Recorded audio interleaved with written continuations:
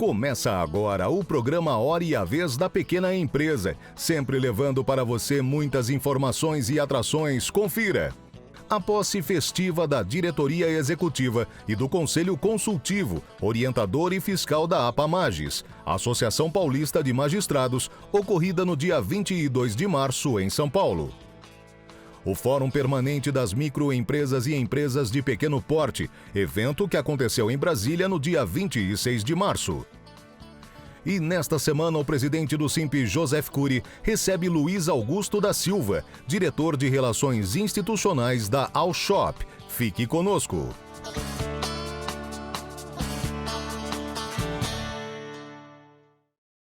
O Ministério do Empreendedorismo, da Microempresa e da Empresa de Pequeno Porte, em colaboração com entidades setoriais, promoveu o Fórum Permanente das Microempresas e Empresas de Pequeno Porte, ocorrido dia 26 de março, na capital federal, Brasília. O evento contou com a participação do SINP, Sindicato da Micro e Pequena Indústria do Estado de São Paulo.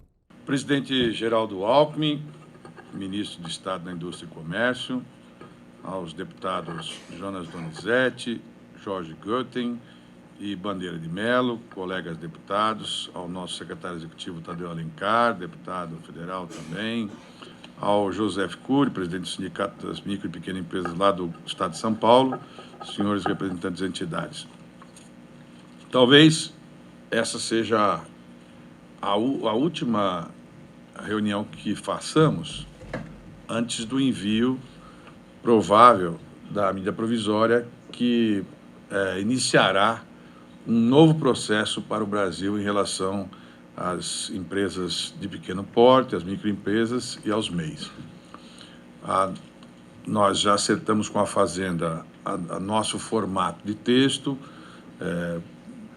dentro daqueles limites que nós entendemos que era possível. Claro que quem é da Fazenda também tem que ter a preocupação com a questão da manutenção, de arcabouço, de orçamento, enfim.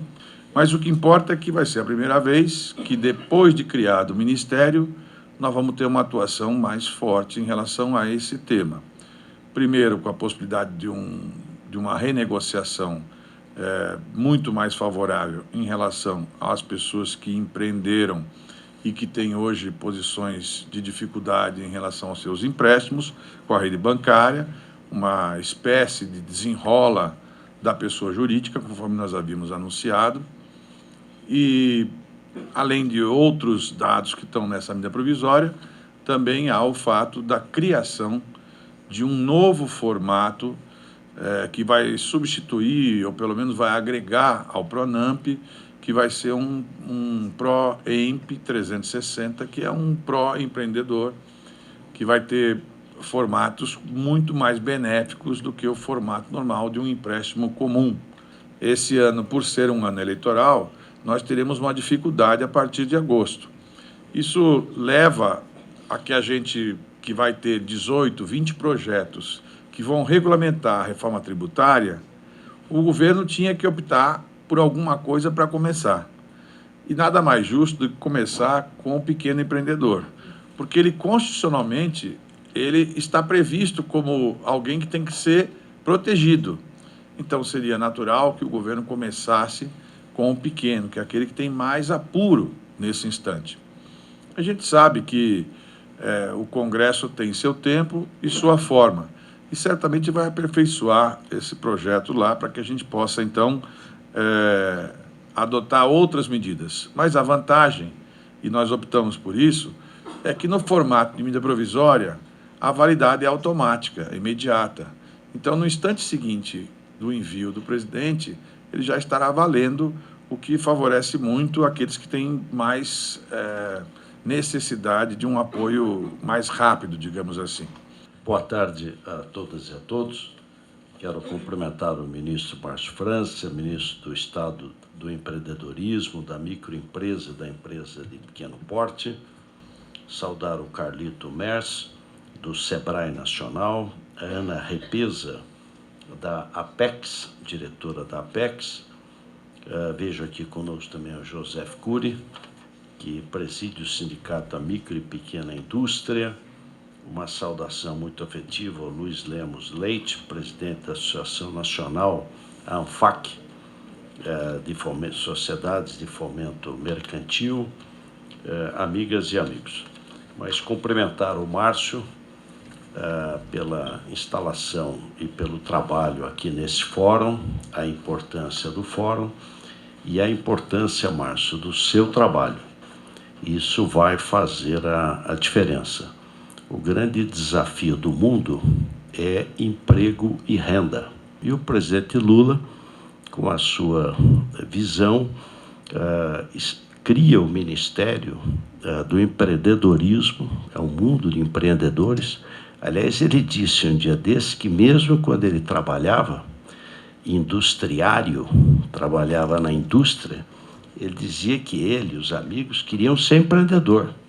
Tinha uma turma que queria ser taxista, outros queriam montar um bar. Nenhuma ligação com a bebida, mas queriam montar um bar. Tal. Então, é natural. Quem que não quer ser um empreendedor? Quem que não quer ser? Mas nós precisamos ter as condições para que os empreendedores possam se manter e prosperar. Esse é o grande desafio. A pequena indústria, Cury, foi feito com o Márcio, com a BDI, Senai, Sebrae, BNDES e FINEP, 2 bilhões para capacitação e digitalização da micro, pequena e média indústria. Serão feitos, o Senai vai na empresa, analisa as ineficiências, faz o diagnóstico, o Sebrae faz o projeto e o BNDES financia, com TR, no caso de inovação, que é 4% ao ano. Inovação é 4% ao ano. A digitalização, a meta são 93 mil empresas pequenas presencialmente e 200 mil pela plataforma tecnológica. Mas eu quero me incorporar a esse fórum aqui de vocês, dizer que contem conosco nesta boa causa do emprego e da renda, que é tudo que nós precisamos. O governo não acaba com nenhum programa, tem alguns avanços que as equipes de 5 ministérios sentaram com o Ministério da Fazenda. Essa medida provisória não é exclusiva para atender as questões da microempresa e empresa de pequeno porte. Nós teremos outros pontos que serão observados. Naquilo que concerne as microempresas e empresas de pequeno porte, a gente tem algumas novidades em relação ao Pronamp, alguns pleitos do setor que estarão sendo atendidos, e contempla também, como o ministro destacou lá, a criação de um novo programa que vai ser destinado exclusivamente àquelas microempresas, os MEIs, na faixa até 360 mil, com uma condição de crédito diferenciada. Esse texto ainda está em produção entre as equipes, a gente está muito perto da redação final, de como é que se dará, haverá diferença em relação ao Pronamp para atender esse aspecto exclusivamente, mas a gente continua trabalhando ainda nessa redação final, que a gente espera fortemente que esteja concluída até o final desse mês.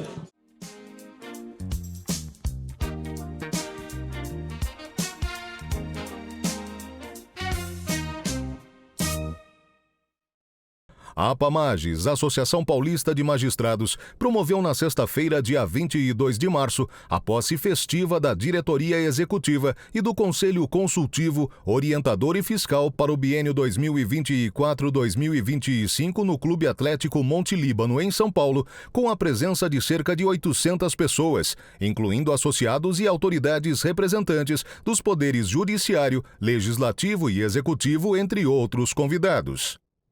O presidente Tiago Massad, o primeiro vice-presidente Walter Baroni, a segunda vice-presidente Laura de Matos Almeida e os conselheiros receberam os cumprimentos do presidente do STF, ministro Luiz Roberto Barroso, do ministro da Justiça e Segurança Pública Ricardo Lewandowski e do presidente do TJ São Paulo, Fernando Torres Garcia, que compuseram o palco da cerimônia.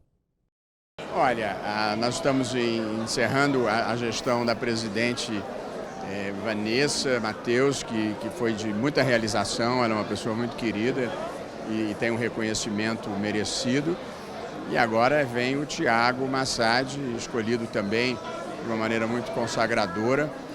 E a expectativa é que a liderança dos juízes de São Paulo, que é o maior tribunal do país, continue a desempenhar esse papel de defender as pautas legítimas da magistratura, tanto as corporativas quanto as institucionais.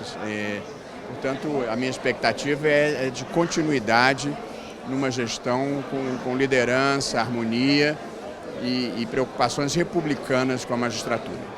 Eu fico muito feliz de estar aqui. Eu que sou sócio da PAMAGES há mais de 3 décadas, participei já da diretoria. Acho que a PAMAGES é uma grande instituição, é a força política da magistratura de São Paulo e tenho grande esperança que essa nova direção alcance as metas que todos nós esperamos, que integramos a magistratura, integramos essa associação, que é uma harmonia, uma solidariedade cada vez maior entre os juízes e as juízas desse grande estado. A PAMAGES, Associação Paulista de Magistrados, e o Tribunal de Justiça de São Paulo, tem mantido uma parceria efetiva. Então, esse relacionamento institucional com o relacionamento com a questão associativa da PAMAGES vai render excelentes frutos para toda a magistratura e para todo o Poder Judiciário de São Paulo. Tenho absoluta certeza disso. Bom, primeiro felicitar a Vanessa que está saindo, foi presidente, é uma santista como eu, acho que ela foi muito bem e temos a certeza que a nova gestão vai continuar, uma gestão de continuidade, vai continuar o belo trabalho que eles vêm fazendo ao longo dos anos. Eu estou aqui para trazer um abraço do governador Tarcísio de Freitas. Nosso governo, apesar de toda a crise fiscal, tem apoiado o Tribunal de Justiça. Nós aumentamos agora a tabela dos honorários periciais da Justiça Gratuita, uma providência que não era feita desde 2008 e que causava uma enorme dificuldade para o juiz de direito no estado de São Paulo inteiro. E isso demonstra o nosso compromisso, mesmo com as dificuldades fiscais que são públicas e notórias, para apoiar o juiz de direito. A gente tem uma grande consideração e respeito pela Justiça de São Paulo. São 41 anos de associado da nossa PAMAGES. A vida associativa é extremamente importante para todos nós e essa ideia, esse ideal precisa ser bastante comungado entre toda a magistratura paulista, que é um exemplo. Só quero aproveitar, se me permite, e dizer que a carga de feitos que nós estamos recebendo é uma coisa absolutamente fora de qualquer proporção. No último semestre, só a minha terceira turma do Superior Tribunal de Justiça, a terceira só, que é a turma que cuida do direito privado, recebeu 45 mil feitos, sem contar os recursos internos, 45 mil feitos para dividir por 5 ministros. Não sei se é para rir ou para chorar, um tribunal superior ter uma carga desse tamanho. E o sindicato das indústrias, né, das pequenas indústrias, são fundamentais, que quem gera emprego efetivamente é a pequena empresa, né? Então, zelar para que isso ocorra, que essa lei de falência, esse projeto de lei número 3, não vá adiante, porque é uma maldade terrível. A PAMAGES está trabalhando nisso, a MB também está trabalhando nisso, mas a importância do emprego é vital. Nós temos uma lei recente, que foi alterada faz 2 anos, nem sequer começou a viger direito e já estão querendo transformar tudo em falência, que é acabar o emprego e acabar com aquilo que diz a nossa Constituição, que é o pleno emprego, né? Vamos ver o que vai acontecer. Mas eu quero desejar a esta trinca maravilhosa, ao Tiago, ao Walter, que foi meu substituto, e a Laura, muito sucesso, sempre crescente. Esperamos que se mantenha, e com certeza será atingido, a tradição da influência positiva da PAMAGES na condução dos trabalhos da magistratura, na interlocução entre magistratura e sociedade, abrindo caminho para aprimoramento da prestação jurisdicional e também para a realização de justiça. Essa associação, que já tem grande tradição no meio jurídico, contribui decisivamente em todas as áreas para a interlocução melhor entre a sociedade, o judiciário, os magistrados e a sociedade civil de uma forma geral.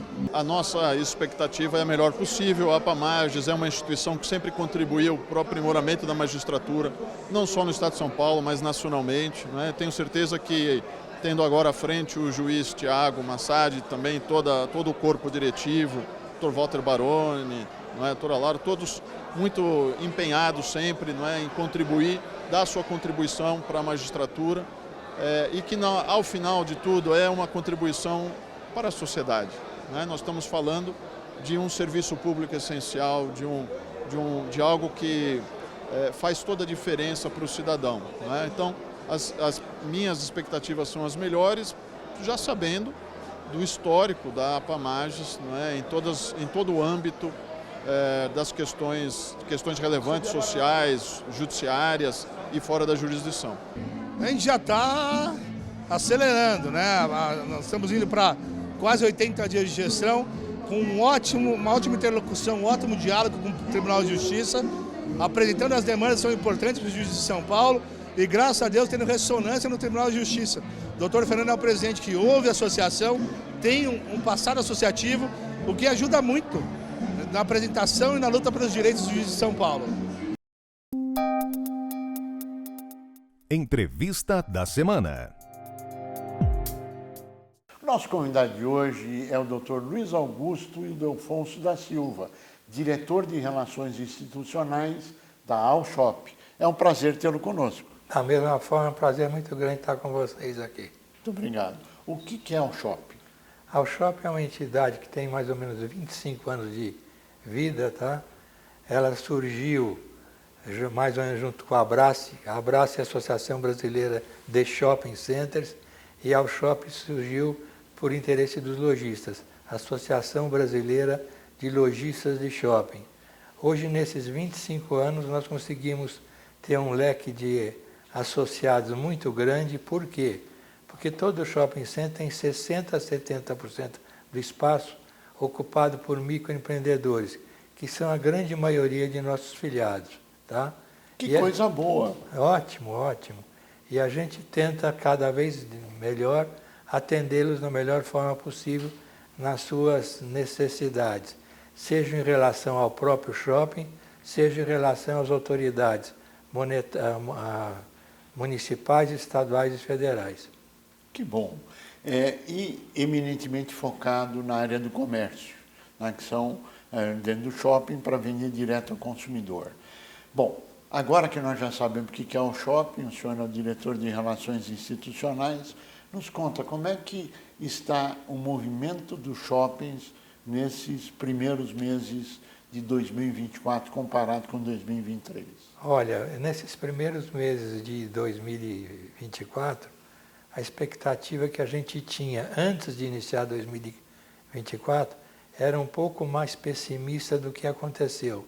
Então, realisticamente, as atividades foram num crescente maior do que a expectativa que se tinha ao final de 2023.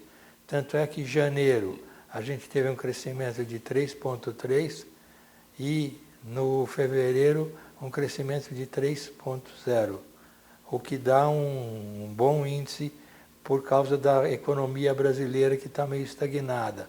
Empregos, embora melhorando, mas ainda tem uma faixa de desempregados muito grande, que inibe o consumidor, juros altos e grande parte da família estão endividadas.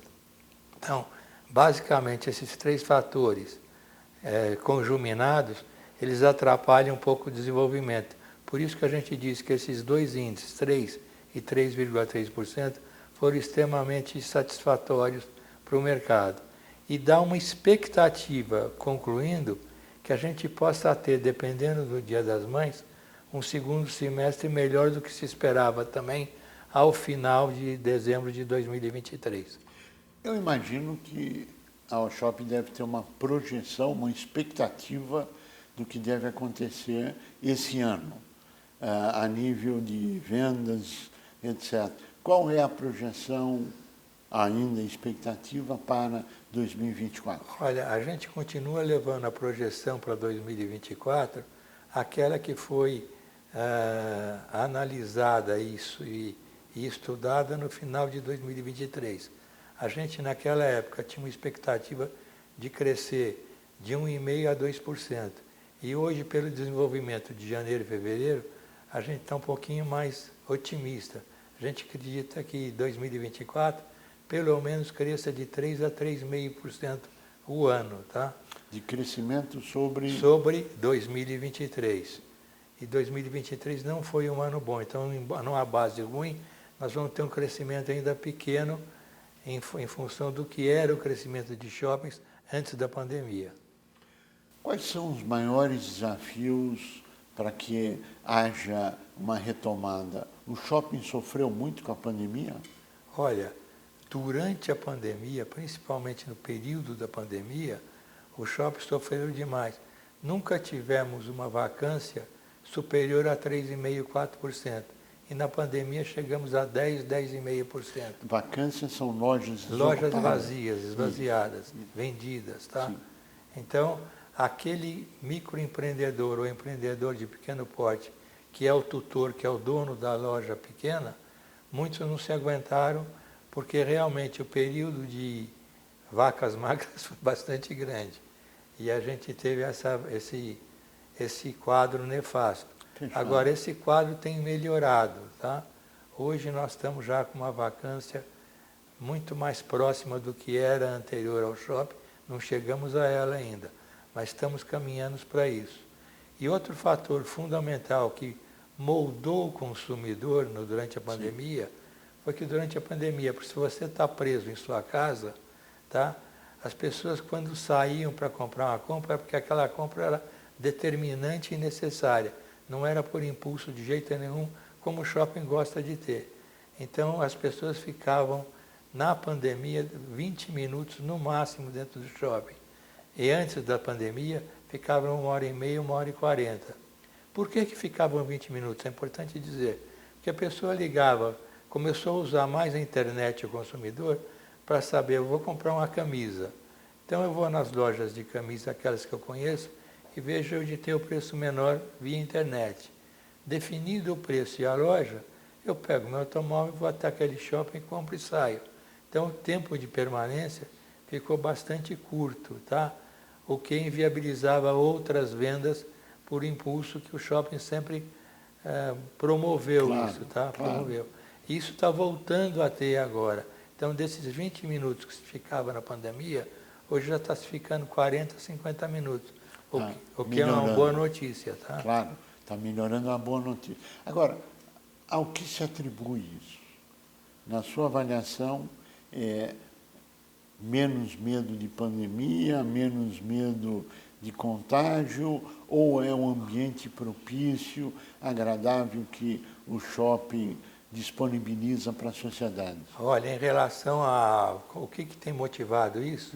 Um fator, uma propaganda excepcional que os shoppings fizeram foi que durante a pandemia, os módulos de segurança sanitária que os shoppings adotaram foram criados no Hospital Sírio-Libanês, que é excelência em atividades médicas, tá? É verdade. Então, isso trouxe para o shopping, mesmo naquele período de incerteza, uma segurança bastante boa. Até porque não se viu nessa época shoppings transmitindo pandemia, Covid, nada disso, tá? Felizmente. Então, isso trouxe para ele, para o consumidor, não, lá eu posso ir porque eles são extremamente sérios quanto a isso.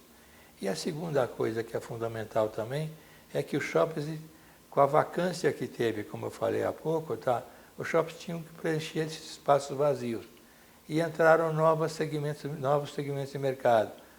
Escolas de língua, faculdades, posto de saúde, então uma série de coisas que não tinham, loja de conserto de roupa, era uma coisa que não tinha. Isso leva o cliente a toda hora no shopping. Área de serviço. A área de serviço ela cresceu demais, tá? Que bom. Então, isso ajudou, esses dois fatores aliados ajudaram a ressuscitar o shopping. Hoje, qual o tempo médio que as pessoas estão ficando no shopping? Porque o tempo de permanência aumentou. Mas aumentou para o quê? 40, 50 minutos? Por enquanto nós estamos em 50 minutos, mas com um sonho, até com uma expectativa de que isso volte a crescer, porque ela tem crescido dos 20 para os 50 minutos num tempo bastante curto. Então a gente acredita que essa aceleração vai continuar existindo ainda, tá? por tudo que eu te falei há pouco. Claro. Segurança do consumidor dentro de um ambiente de shopping, o lugar aprazível que o shopping é, Sim, cada claro. vez mais ele se preocupa com o bem-estar do cliente, a segurança do cliente. Sim, tem gente que fala, puxa, mas tem assalto em shopping. Mas se você for ver o assalto em shopping, existe, mas é pouquíssimo. Comparativamente. O bandido, o ladrão, o espertalhão, entre as opções que ele tem, não vai ser o shopping a primeira de forma nenhuma, tá? Então ele ainda é tolhido de entrar no shopping por causa da própria segurança que o shopping faz sem nenhum alarde. O que é ótimo. O que é ótimo. O que é bom, né? Da segurança para as pessoas. Agora, quais são os grandes desafios hoje colocados para os shoppings? Existe uma crença de que haverá uma menor movimentação de pessoas, ou a crença que haverá uma maior movimentação de pessoas comprando ou não comprando, ou só visitando o shopping? Quais são as expectativas na avaliação do shopping? Olha, um temor que se tinha com a pandemia é que, como eu falei há pouco, o consumidor preso em casa começou a pesquisar pela internet, buscar no shopping. Então, o consumidor se tornou um técnico em pesquisa de internet. Tá? Da mesma forma, os lojistas pequenos, que ainda não acreditavam muito na internet, se viram obrigados a se profissionalizar na internet. E hoje, qualquer loja que você veja no shopping, ela tem um serviço de internet.